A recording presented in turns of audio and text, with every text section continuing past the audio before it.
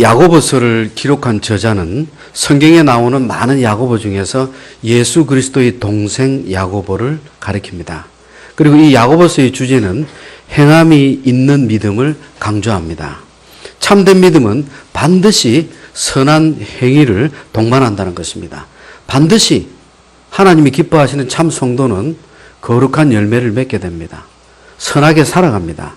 그래서 저자는 오늘 본문을 통해서 교회의 목회자들과 성도들에게 혀를 통해서 나오는 인간의 말을 통해서 얻어지는 그 결과, 말의 중요성에 대해서 교훈하고자 합니다. 야고보가 본 서신을 기록할 당시에는 교회에 대한 박해가 아주 심했습니다. 그래서 교사들이 거의 없었기 때문에 순회 전도자들이 이렇게 이방 지역을 돌아다니면서 말씀을 가르치고 복음을 전했습니다. 그래서 그러나 문제는 이들이 복음과 진리를 정확히 잘 알지도 못하는 상태에서 검증받지 못한 자들이 많이 나서서 복음을 전하다 보니까 문제가 많이 발생했습니다. 이렇게 많은 순회 선교사들이 진리를 자기 멋대로 전하고 성도들은 또 그런 진리를 잘못 받아서 교회 안에서 말을 함부로 너무나 쉽게 내뱉습니다. 교회 안에서 이런 일로 인해서 심각한 문제들에 봉착하게 됩니다. 그래서 야고보는 이야기합니다. 3장 1절. 내 형제들아, 너희는 선생된 우리가 더 큰 심판을 받을 줄 알고 선생이 많이 되지 말라. 여기서 선생은 교회의 지도자, 목회자들을 이야기합니다. 아무나 목회자가 되기 위해서 나서지 말라는 것입니다. 그런데 시대가 악할수록 신학교는 넘쳐납니다. 준비되지 않은 자들, 검증되지 않은 자들, 하나님께서 부르지도 않은 하나님의 소명도 없이 막 몰려듭니다. 왜? 자기가 하고 싶어서. 여러분, 주의 일은요, 내가 하고 싶다고 할 수 있는 일이 아닙니다. 자기 의지로 나섰을 때는 반드시 실패합니다. 그런데 나는 능력도 없고 자격도 없음에도 하나님께서 나를 부르시고 소명하셨다면 이것은 꼼짝없이 붙잡히게 됩니다. 능력이 없어도 하나님이 쓰십니다. 가진 대로, 기질대로 그 사람이 지닌 것을 하나님께서 열매 맺게 하시는 거예요. 그래서 오늘 이 야고보가 하는 이 1절의 메시지는 아무나 교사가 되려고 하지 마라. 즉 하나님께 소명 없이 검증되지 않고 준비하지 않은 그런 길로 나서지 마라. 왜? 먼저 심판을 받게 될 것이다. 그래서 야고보는 이어서 오늘 본문 6절에서 8절을 통해 혀를 지키지 못했을 때 어떤 결과가 오는지를 교훈합니다. 6절, 혀는 곧 불이요, 불의의 세계라. 이 메시지는 5절에 기록되었듯이 조그만 불, 누가 무심코 던지고 간 담뱃불. 정말 자기는 산에 불 내려고 그런 거 아니에요. 습관대로 그냥 그렇게 작은 불씨를 던진 거예요. 그런데 그 작은 불씨가 숲 전체를 태우고 수많은 인명 피해자를 내게 됩니다. 그런데 산에 있는 불이나 우리 주변에서 일어나는 그런 무서운 불뿐만이 아니라 우리 지체에 붙어있는 이 혀도 그런 힘이 있다는 거예요. 불은 한번 붙으면 막을 길이 없습니다. 송두리째 모든 것을 앗아갑니다. 혀도 그런 결말을 가져온다는 거예요. 도대체 혀에 어떤 능력이 있길래? 혀가 곧 불이요, 불의의 세계라고 합니다. 여러분, 이것은요, 이 의미는 우리 신체 중에서 가장 작은 것 중에 하나가 혀입니다. 어떻게 보면 미미합니다. 그러나 그 영향력은 너무나 크다는 거예요. 혀로부터 나온 한마디 말, 이 한 점의 불티가 온 산을 불태우듯이 이 한마디 말이 인간의 몸 전체를 죄에 물들게 하고 그 영혼까지 파멸로 몰고 간다는 거예요. 말 한마디가 이렇게 무섭다는 거예요. 여러분, 실제 우리 입에 있는 혀 한번 이렇게 한번 살짝 한번 느껴보시기 바랍니다. 낼름낼름 하시는 분도 있네요. 네. 정말 이 혀는 아무것도 아닙니다. 보잘것없습니다. 음식을 먹을 때 그저 미각이나 촉각을 이렇게 느끼기에, 감각을 느끼기에 그런 우리가 존재로 알고 있습니다.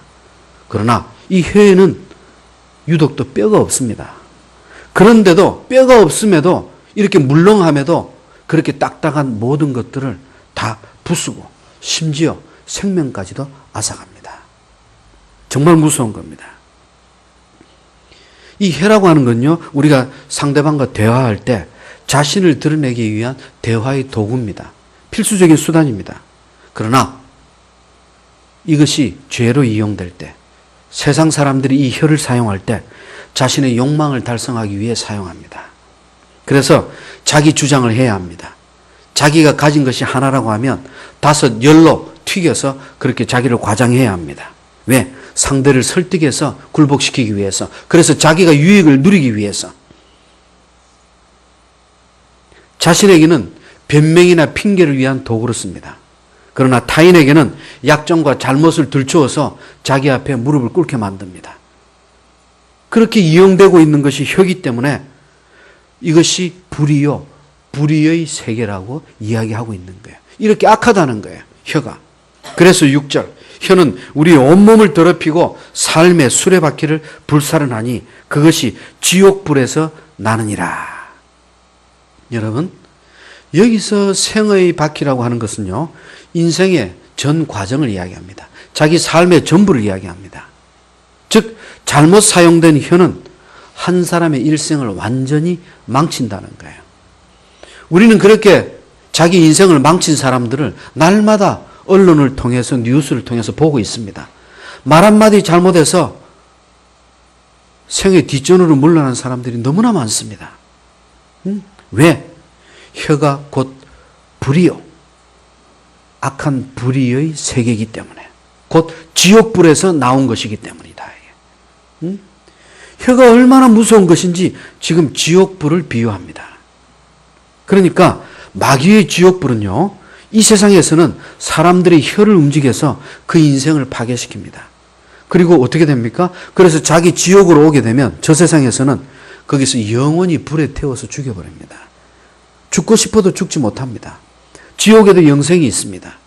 영원히 그 고통과 아픔 속에서 견디지 못할 그 불구덩이 속에서 영원히 죽지 못하고 살아가는 것이 지옥입니다. 이처럼 인간들의 가장 치명적인 실수는 대부분 말에서 시작됩니다. 입이 그렇게 중요한 것입니다. 그래서 잠언 18장 21절도 인생에 죽고 사는 것이 혀의 권세에 달렸다고 교훈하는 거예요. 그럼 도대체 혀가 무엇이길래 이렇게 엄청난 힘을 지니고 있을까? 왜 혀가 이런 권세를 지니게 됐을까? 7절입니다. 인간들은 오랜 역사를 걸쳐서 여러 짐승들과 생물들을 길들였습니다. 그래서 정복했어요. 그들을 다스렸습니다. 그러나 8절, 인간의 혀만큼은 그 누구도 길들이지 못했습니다. 지금도 마찬가지입니다. 피조 만물을 다 길들였던 영장 만물의 영장인 인간이 자신의 혀는 길들이지 못합니다. 지금도 마찬가지입니다. 사람이 하는 말에는 2가지 능력이 있습니다. 첫 번째는 창조적 능력입니다. 그리고 2번째는 파괴적 능력입니다. 2개가 상반되는 힘을 가지고 있어요. 참으로 오묘합니다. 선한 말, 남에게 유익이 되는 말은 상대를 위로하고 용기를 줍니다. 힘을 줍니다. 그리고 어떤 말은 무심코 던진 한마디가 사람에게 상처를 주고 분노와 시기를 불러일으키고 그 사람의 일생을 망치게 합니다. 말 한마디에 한 사람의 인생이 이렇게 달라집니다. 말이 비수가 돼서 칼이 돼서 그 사람의 심장을 꽂아서 후벼서 파괴됩니다. 그 영혼은 죽는 거예요. 그 말이 화살과 마찬가지예요. 한번 뱉게 되면 정해진 목표를 향해서, 상대를 향해서 거침없이 달려가서 꽂혀버립니다. 한번 시위를 떠난 화살은 돌아올 수가 없어요. 한번 쏟아진 물과 같이 담지를 못합니다. 단지 그 말에 대한 책임과 심판만이 따를 뿐입니다. 자기가 그 책임과 심판을 받아야 합니다. 그럼에도 이 죄인들은 얼마나 무서운 것이 말인지를 모르고 혀를 자기 멋대로 놀려댑니다. 여러분, 도둑질한 물건은 다시 돌려줄 수 있습니다. 그러나 한번 입에서 나온 말은 담을 수가 없습니다. 회복할 수 없는 상처를 남깁니다. 총에 맞은 상처도 치유할 수 있습니다. 치명상만 아니면 다 고칩니다. 그러나 말로 인한 상처는 정말 고치기는 더 어렵습니다. 8절에는 혀의 두 가지 특성이 나타납니다. 첫째, 쉬지 않는 악이다. 끊임없이 악을 쏟아낸다. 말만 했다 하면 상대에게 위협을 주고 상대를 주눅들게 하고 상대를 두려움에 떨게 하고 자기 앞에 굴복을 시키고자 합니다. 그래서 하나님께서는요, 이 혀를 함부로 놀리지 못하게 이중장치로 막아놓으셨어요. 첫째, 이빨로 막아놓으셨습니다. 그리고 두 번째, 입술을 닫게 하셨습니다. 이렇게 이중적인 울타리에 갇혀 있습니다. 그럼에도 이 혀는 마치 우리의 갇힌 맹수가 빠져나오기 위해서 악을 행하려고 발악을 치듯이 그렇게 치아와 입술을 뚫고 나와서 상대에게 비수를 꽂게 됩니다. 맹수와 마찬가지예요. 왜? 입술을 뚫고 나와서 상대를 정복하기 위해서, 자기가 이기기 위해서. 이것이 세상이 이용하는 혀입니다. 그들의 말입니다. 혀의 두 번째 특성은 죽이는 독이 가득하다는 거예요. 로마서 3장 13절. 인간의 혀는 독사처럼 독으로 가득 차 있다. 그래서 상대에게 치명적인 상처를 주게 된다. 치명적인 상처. 결국 파멸시킨다. 왜? 그 속에 독이 있기 때문에. 혀로부터 나오는 이렇게 악한 말들이 마치 무덤에서 시체가 썩어서 악취를 발하는 것과 같다는 거예요. 그렇게 더럽고 악하다는 거예요. 그렇게 썩어질 것이라는 거예요. 그것이 우리의 혀라는 거예요. 여러분, 누구든지 자라면서 상처를 받습니다. 가정에서 받던, 부모를 통해서 받던, 학교에서, 직장에서, 사회에서 누구든지 말로 인해서 많은 상처를 받으면서 살아갑니다. 그러나 그렇게 똑같은 상처를 받음에도 인생을 살아가는 사람들의 차이점이 있습니다. 첫 번째는 상처를 받았기 때문에 그대로 치유하지 못하고 남에게 또 상처를 주는 사람들입니다. 그리고 또 다른 부류는 자기가 받은 상처만큼은 남에게 전이되지 않도록 자기 안에서 기도하면서 그 상처를 이겨냅니다. 쉽지는 않습니다.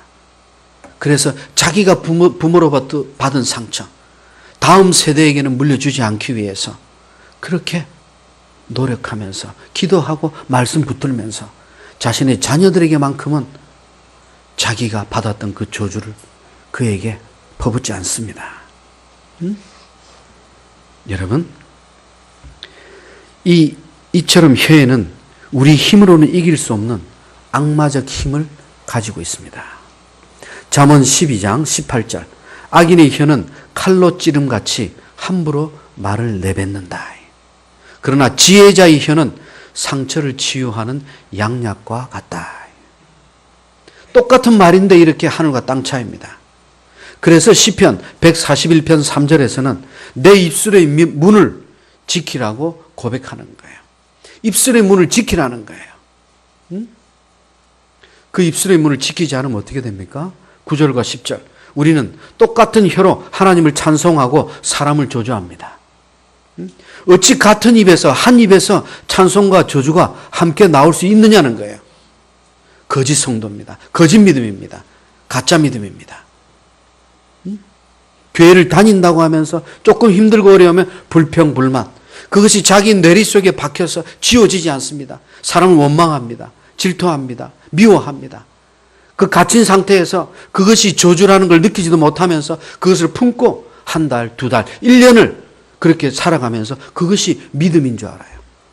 아무리 기도해봐야 열매가 없습니다. 자신만 힘들 뿐입니다.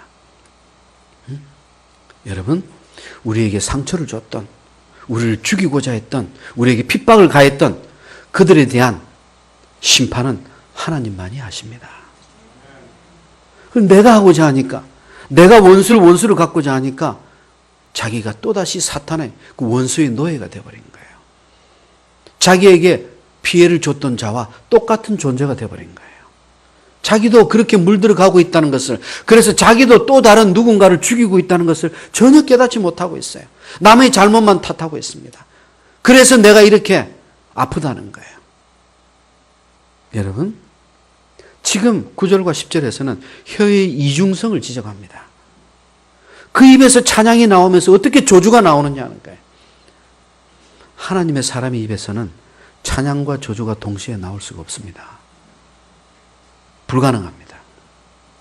그렇다면 내 입에서 찬양과 저주가 동시에 나온다면 나는 아직 거짓 성도다. 아직 연약해서 서지 못한 자다. 그래서 본문에서 찬송하고 그리고 저주하나니 이 두 동사가 모두 현재 시제입니다. 무엇을 의미합니까? 당시 2000년 전의 야고보 당시에도 교회 안에서 실제 혀를 잘못 늘려서 이런 수많은 문제점들이 일어나고 있었다는 거예요. 그 문제점이 지금 2000년이 지난 이후에도 계속해서 이 교회에서 발생되고 있다는 거예요. 그럼에도 감사한 것은 실제 우리 교회에서는 이런 일들이 거의 없습니다. 왜? 하나님의 진리의 말씀 안에서 순종하기 때문입니다. 말씀 안에 겸손하게 무릎을 꿇기 때문입니다. 저는 목회를 하면서 지난 8년 동안 성도분들이 저한테 말씀으로 저항한다든지 그리고 저에게 와서 말씀 안에서 거부한 적이 저는 기억이 없습니다. 제가 잘 가르쳐서 그런 것이 아니에요.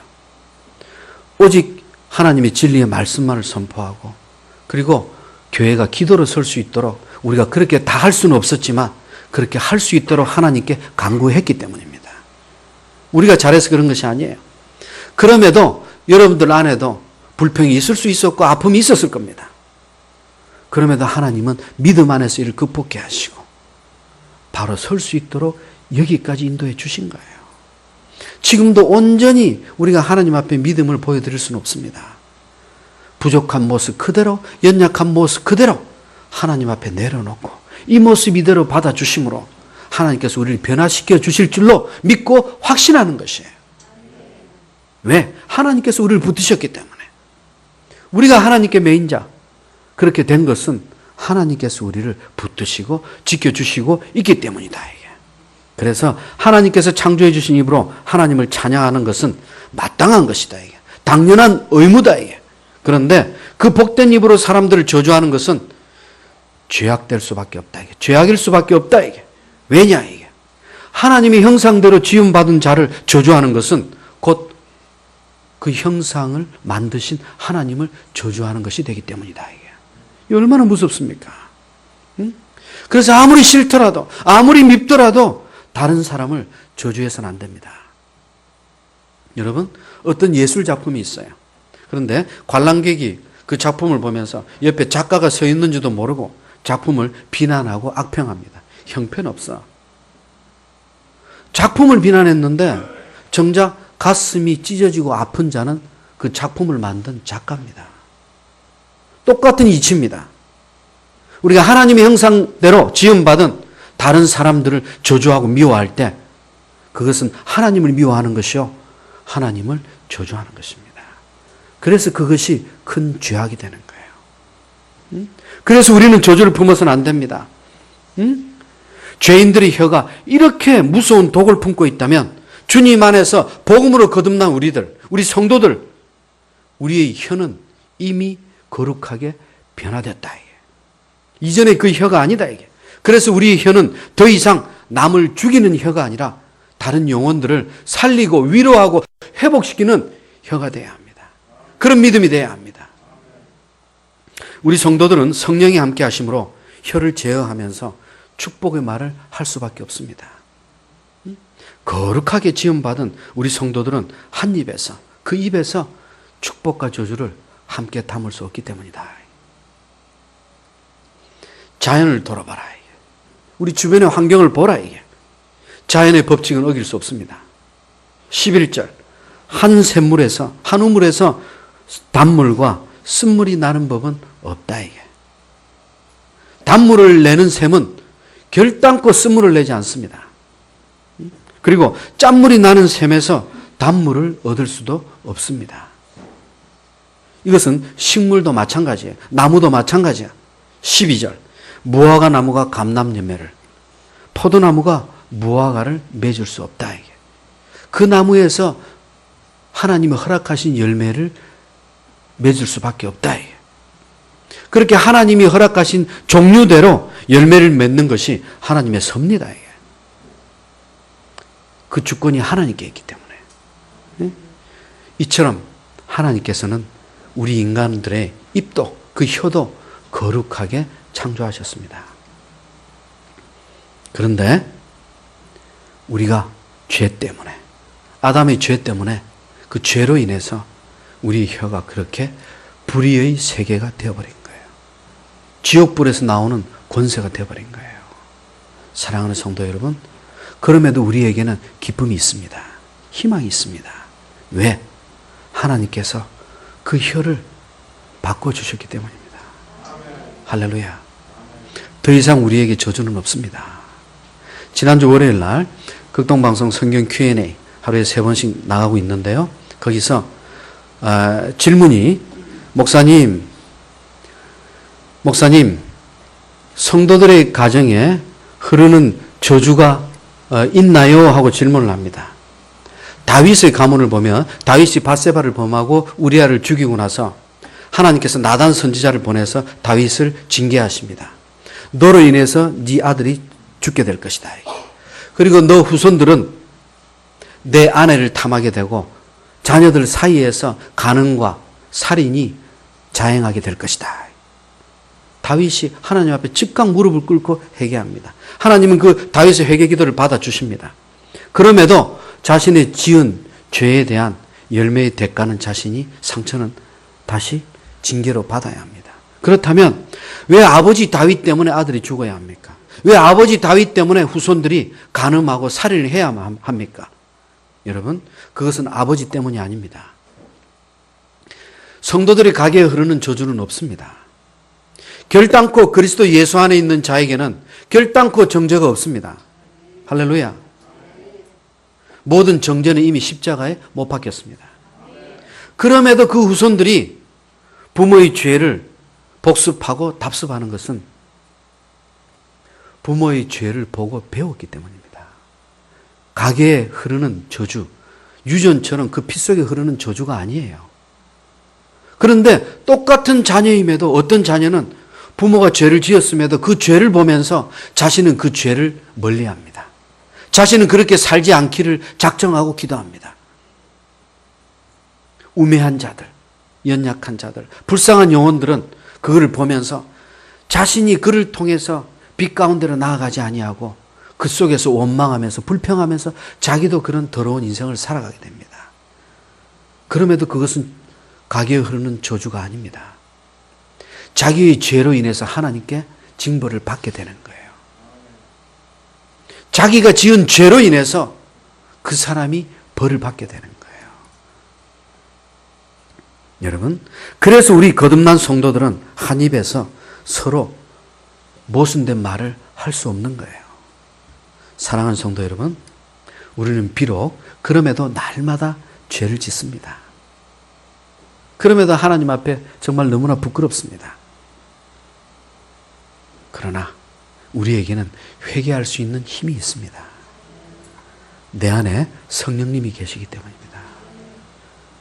그 살아계신 하나님이 지금 내 안에 함께 살아계시기 때문입니다. 하나님의 형상대로 지음받은 우리 성도들, 그래서 거듭난 우리 성도들, 그렇게 악한 혀를 제해 주시고 선한 혀로 거듭나게 해주신 성령님의 은혜, 하나님의 그 끝없는 은혜, 그래서 우리 입에서는 그런 악한 저주가 나올 수가 없는 거예요. 더 이상 그런 저주는 우리에게서 떠나갔습니다. 더 이상 올 수가 없습니다. 우리 심령에서 쓴물과 짠물이 나올 수 없기 때문이에요. 성령님이 계신 데서 쓴물은 나올 수가 없습니다. 짐승도 벌레도 생물도 다 길들일 수 있지만 우리 인간의 혀는 길들이지 못한다고 그랬습니다. 그러나 우리 성도들은 그렇지 않습니다. 예수 그리스도 안에서 우리의 혀는 길들여집니다. 아니, 변화되어 버렸습니다. 할렐루야. 우리는 성령님과 함께 있기 때문입니다. 그래서 똑같은 혀였습니다. 주님을 알기 전에는 나는 극빈자였습니다. 주님을 알기 전에는 나는 시한부 인생이었습니다. 주님을 알기 전에는 나는 부모 없는 고아였습니다. 그러나 이제 주님을 알았습니다. 주님, 나는 극빈자가 아닙니다.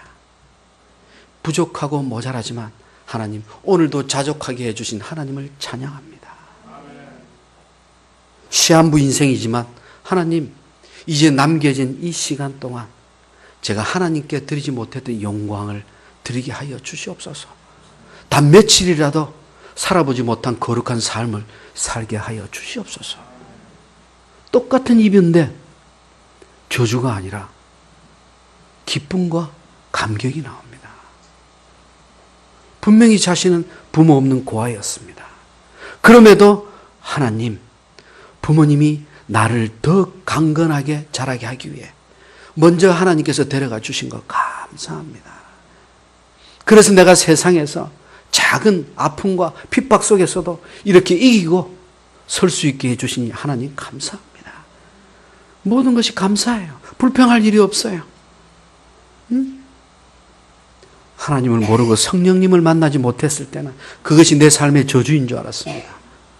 그러나 하나님을 만났을 때, 그리고 살아계신 성령님 안에서 믿음을 바르게 붙들었을 때 내 삶의 전부가 축복이라는 것을 알았습니다. 하나님 감사합니다. 예수 그리스도 안에서 새로운 혀를 창조해 주신 주님을 찬양합니다. 그래서 우리 성도들은 날마다 주 안에서 날마다 자신을 돌아보고 회개하면서 그리스도의 진리를 말하고 복음을 전하고 병들고 지친 자들을 위해서 기도하면서 하나님을 찬양하고 감격을 돌리면서 그렇게 성도들을 위로하고 축복하면서 우리의 혀를 사용할 수 있도록, 그렇게 쓰임받을 수 있도록 해야 할 것입니다. 오직 예수 그리스도, 오직 진리의 말씀 안에서 하나님의 기뻐하시는 그 뜻을 위해서 우리의 혀를 드릴 때, 그렇게 거룩하게 하나님을 올릴 때 우리는 승리할 것입니다. 어디에 있든 무엇을 하든 우리는 승리합니다. 주님 다시 오실 때까지 우리는 그렇게 이길 것입니다. 할렐루야. 기도합니다. 하나님 감사합니다. 오늘도 우리에게 불의의 혀가 아니라 거룩한 혀를 주신 것 감사합니다. 주님의 복음을 전하고 진리를 전하며 진리 안에서 서로 사랑을 전하며 헌신하고 섬기는 그런 혀를 주신 은혜 감사합니다. 주님께 존귀와 영광을 올립니다. 예수 그리스도의 이름으로 기도하옵나이다.